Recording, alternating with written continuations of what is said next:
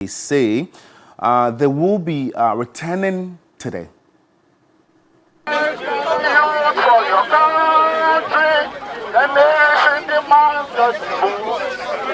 And in about the last 10 minutes, officers of the Ghana Police Service in buses and patrol vehicles and the likes swooped in on the leadership of Democracy Hub and some individuals who had gathered here at the 37 Trotro station in anticipation of proceeding with their planned picketing at the Jubilee House, rounding all of them up into buses and headed towards the Accra Regional Police Command headquarters. Upon arrival at the regional headquarters, police began separating the arrested protesters across 9 police stations in the capital. Some needed assistance, while other protesters outside the headquarters began massing to push for their colleagues' release. My colleagues in there knows what they are doing. They knows that today they will be arrested. All right. But since they have been arrested, as I'm talking to you now, I am replacing them. If I am being taken right now, somebody is taking me. So by the time you realize they will arrest all Ghanaians. So they should try and then increase their number of cells. That demand turned chaotic when lawyers and a mother of one of those arrested attempted entering the regional police command premises.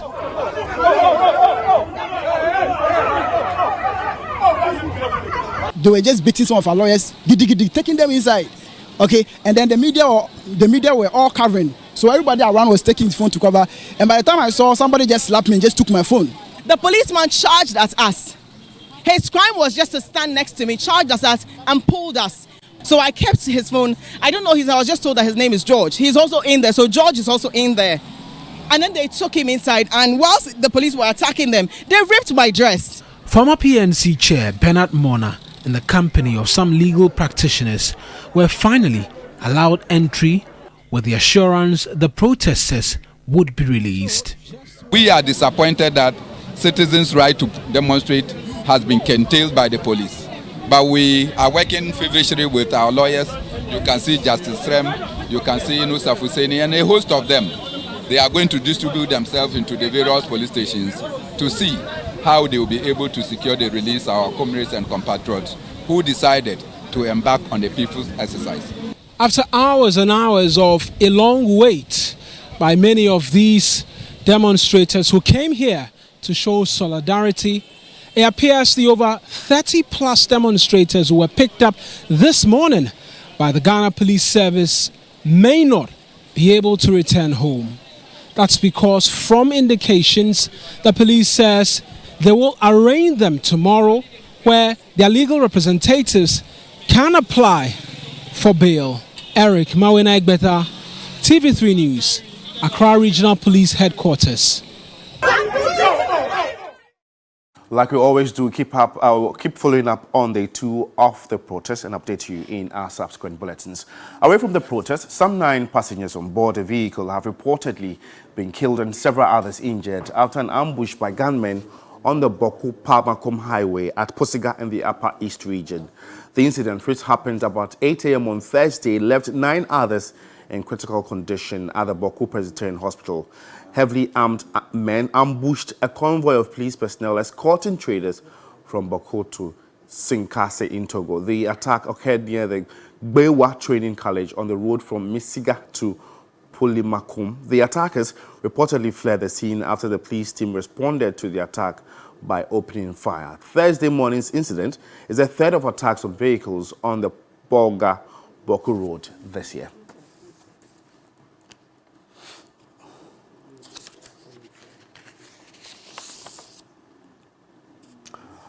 Sad development right there. We wish those who are dead, we actually pray that everything will be okay. Now, experts have urged religious and traditional leaders to play crucial roles in promoting peace in Ghana, particularly before, during, and after the 2024 general elections. They made the observation at this year's World Peace Day celebration in Accra. Peace Day, established in 1981, is a global date for humanity to commit to peace and contribute to a culture of peace. In Ghana, the Light Foundation, a faith-based NGO, officially marked the day with representatives from the National Peace Council, Chief Imam's Office, security analysts, and traditional and religious leaders. Speakers emphasized the role of stakeholders in ensuring a peaceful society, especially as Ghana prepares for crucial elections next year.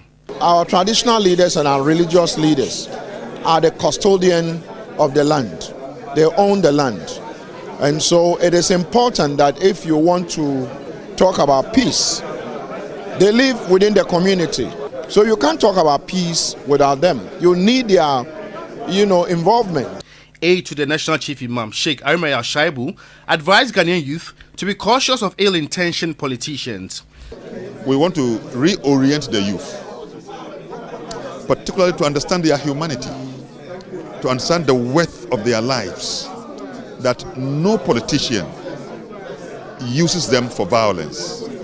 It's an affront to their dignity as human beings. Executive Director of the Light Foundation, Sheikh Abubakar Ali Napari, urged religious leaders to collaborate with government in promoting peace. Issue of peace is very essential to our life. Without peace, we can't make progress. Without peace, there won't be any development. And most of the time, we wait until something happens and we'll be putting our resources. So I think peace starts now. What are we doing as current generations to protect this priceless gift?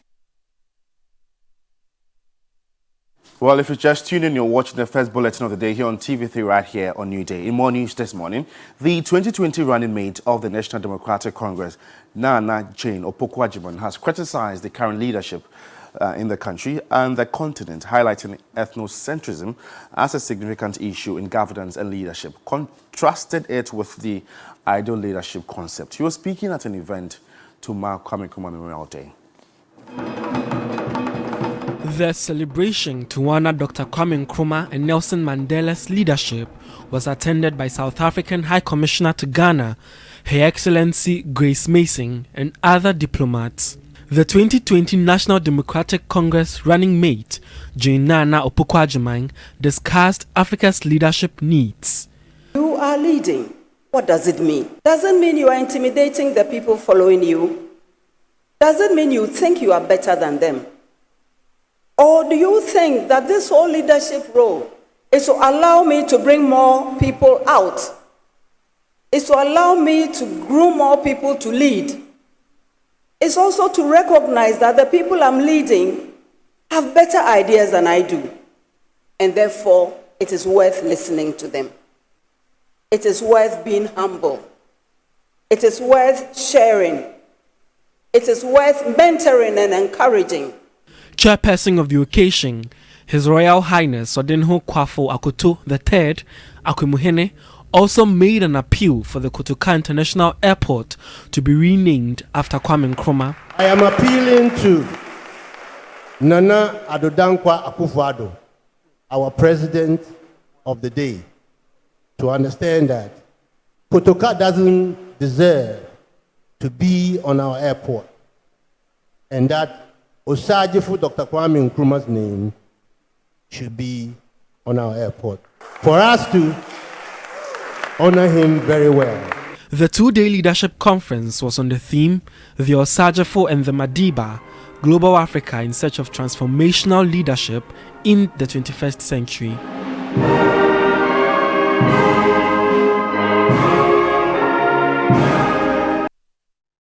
Still on Kwame Nkrumah Memorial Day, the Convention People's Party, CPP, plans to seek legal redress for September 21 to be reinstated as Founders' Day.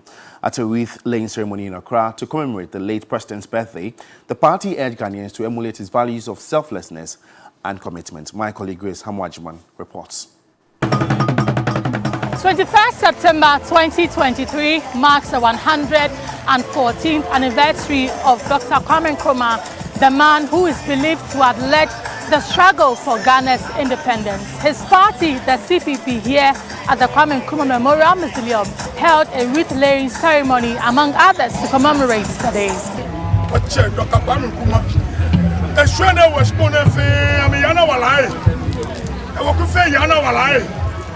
General Secretary of the party, Nanaya Jamtwa, says Ghanaians should learn some values from the life of Dr. Kwame Nkrumah.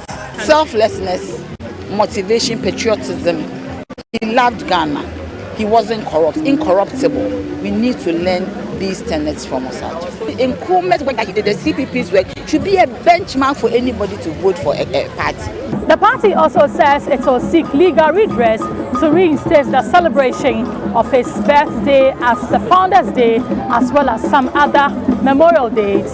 Today was the Founders' Day in his name, and it was changed. His effigy on the 2 cedis currency has been removed. It is no longer in circulation. Anything in Nkrumah is not honored. But we are going to court on all these issues. But we are going to write to Parliament, and we are going to make sure that it is reinstated when CPP comes to power.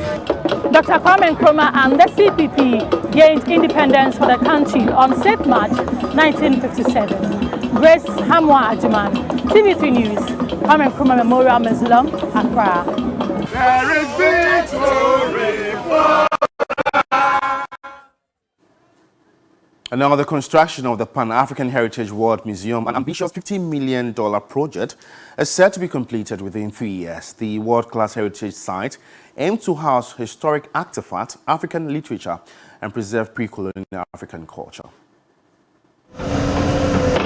Excavation works have begun on the site, with chiefs from the central region giving their blessings. The Pan-African Heritage World Group plans to establish a museum at Pamazi near Winneba Runabout in the central region to showcase the African story through the voices of significant figures. Now that we've been able to raise some funds, we are doing the physical construction of the museum, because we already have launched the digital version of the museum that contains over 3,000 artifacts. So we have 3 galleries that could be accessed digitally. The project aimed at creating a center for African history, showcasing treasured artifacts and monuments and celebrating the African past. Human civilization began in Africa, and it was from here that humanity spread to all the 4 corners of the world. And when our children come to this library, museum, and learn about our history and our culture and civilization, it will empower them, to do greater things, because the education we have now doesn't make us confident. Founder and executive chairman of the Pan-African Heritage World Museum, Kojo Yanka, emphasized the project's aim to revive and sustain African heritage. The realization that my education had alienated me from my society. I've been to school, I say I'm so and so, but I do not know our tradition. I do not know our heritage. I do not know our history. Not only as a Ghanaian, but also as an African. And then when I go beyond the seas, and I meet people of African descent, they are also in the same trap. They have been badly miseducated about Africa. President of Central Regional House of Chiefs and Paramount Chief of Breman Esikuman Traditional Area, Odelfo Amakwa Bedu, the 8th, emphasized the museum's significance. History told by others is quite different from history being told by ourselves. Blacks saying the same thing about themselves, but better. So we are going to have more and more people coming here. And once they come here, it's like not coming here to spend 1 day and go back, but coming to Central Region to spend like a week, because from here you can go to Cape Coast, from Cape Coast you can go to Emina, from Emina you can go to Asemanso, Kakum Park and other tourist potentials. Some other notable personalities shared their perspectives. It's a dream that I think Ghanaians should support and encourage and make it happen. History has mostly been shared by non-Africans, or should I say folks who are in Europe. And therefore, this initiative helps to sort of mitigate some of the erroneous concepts that have been shared over the centuries. The 4-story edifice would be a significant attraction and generates economic benefits like jobs, tourism, and regeneration in countries like France, Britain, India, and Russia. It would also preserve history and culture for decades and centuries. Joseph Armstrong, Good at TV3. And now let's delve into some business-related issues, because financial institutions violating the Bank of Ghana directive to use armored bullion vans for cash in transit activities face severe sanctions, including blacklisting. And I reported on this to find out the compliance level amongst 3 months after the directive took effect. The Bank of Ghana in 2020 directed all commercial banks to adopt the use of armored bullion vans for cash in transit activities by July 1, 2023, and this was in a bid to check the rampant robbery attacks at these soft-bodied bullion vans. It was to take the bank some 3 years to transition into these armored bullion vans. Whilst at it, there was some pocket of robbery attacks, and the recent was the one at Nkrumah, where a police officer was shot dead whilst performing escort duties in an improvised CIT vehicle. On the back of that, the central bank reminded all these commercial banks to adhere to the directive or attract severe sanctions. How has the compliance level been like so far? The Ghana Association of Banks is the one that regulates all 23 commercial banks and ARB Apex Bank and that of development banks across the country. Compliance has been very good. We have regular checks with the police service, and if there is any form of non-compliance, that information will feed through to us. If we get any news that there is a company that is not complying, we write to the banks that are involved, and those companies will be blacklisted. According to its Chief Executive Officer, John Ewa, although that human interface challenge has almost been resolved, the new challenge now is cyber fraud, which is taking a toll on banks. We worry quite a bit because when it comes to cyber security, it's not a bank issue, it is an ecosystem issue, and particularly the users of financial products on these virtual networks and applications have bigger responsibility. It will cost a bank between $120,000 and $160,000 to acquire an armored bullion van. But for a retrofitted one, it will cost the bank some $70,000. The regulator in Ghana is the Association of Bullion Operators Ghana. As of June 23, they confirmed that some banks are yet to reach an agreement with them to that effect. Some also are still struggling, negotiating with us to come on board because of the charges. Certainly, the charges of these armored bullion vans are high. Because of the nature in which the transition came, most of them had to go back to their board to take a decision. But what is the justification for the possible use of a soft-bodied bullion van? Most of the banks, or the branches of the banks, in trying to fulfill their mandate by hitting their targets, may find alternative ways of picking cash directly from the client's premises to their various branches.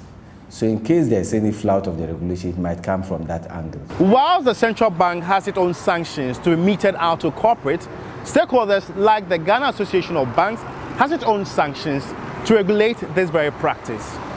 George Quinn in TV3 News, Accra.